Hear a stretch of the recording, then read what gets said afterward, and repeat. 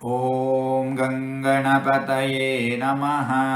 ಶ್ರೀ ಗುರುಭ್ಯೋ ನಮಃ. ಹರಿ ಓಂ. ನಮಸ್ಕಾರ.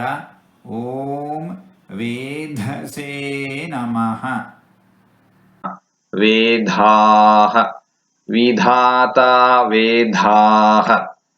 ವಿಧಾತ ಭಗವಂತ ಸೃಷ್ಟಿ ಮಾಡುತ್ತಾನೆ. ಸೃಷ್ಟಿಕರ್ತನಾದ ಚತುರ್ಮುಖ ಬ್ರಹ್ಮನನ್ನು ಸೃಷ್ಟಿಸಿದವನು ಭಗವಂತ. ಹೀಗಾಗಿ ಭಗವಂತ ವೇದಾಃ ವಿಧತ್ತೆ ಇತಿ ವೇದಾಃ. ಭಗವಂತ ವಿಶಿಷ್ಟವಾದ ಧಾರಣೆಯನ್ನು ಪೋಷಣೆಯನ್ನು ಮಾಡುತ್ತಾನೆ.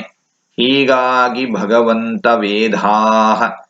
ಭಗವಂತ ಭೂಮಿಯನ್ನು ಧಾರಣೆ ಮಾಡಿದ್ದಾನೆ, ಸರ್ವರನ್ನೂ ಧಾರಣೆ ಮಾಡಿದ್ದಾನೆ.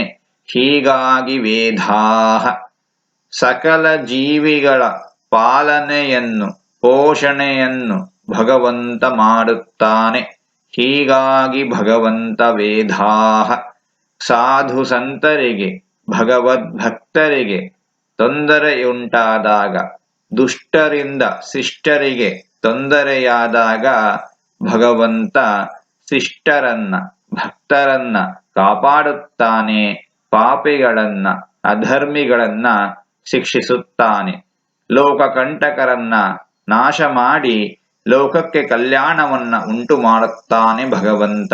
ಇಂತಹ ಭಗವಂತನನ್ನ ವೇದಾಃ ಎಂಬುದಾಗಿ ಜ್ಞಾನಿಗಳು ಕರಿತಾ ಇದ್ದಾರೆ. ಓಂ ವೇಧಸೇ ನಮಃ. ಹೀಗೆ ಒಂದು 4-6 ಮೊದಲು ಮಾತುಗಳನ್ನಾಡಿದ್ದೇನೆ. ಇದರಲ್ಲೇನಾದರೂ ತಪ್ಪುಗಳಿದ್ದರೆ ಅದನ್ನು ಮನ್ನಿಸಿ ಒಳ್ಳೆಯ ಜನ ಇದ್ರೆ ಸ್ವೀಕರಿಸಬೇಕು ಅಂತ ಹೇಳಿ ಪ್ರಾರ್ಥನೆ. ಈ ನುಡಿಗಳನ್ನೆಲ್ಲ ಆಳಿಸಿದ ಭಗವಂತನಿಗೆ ಸರ್ವ ಸಮರ್ಪಿತ. ಸರ್ವಂ ಶ್ರೀಕೃಷ್ಣಾರ್ಪಣಮಸ್ತು.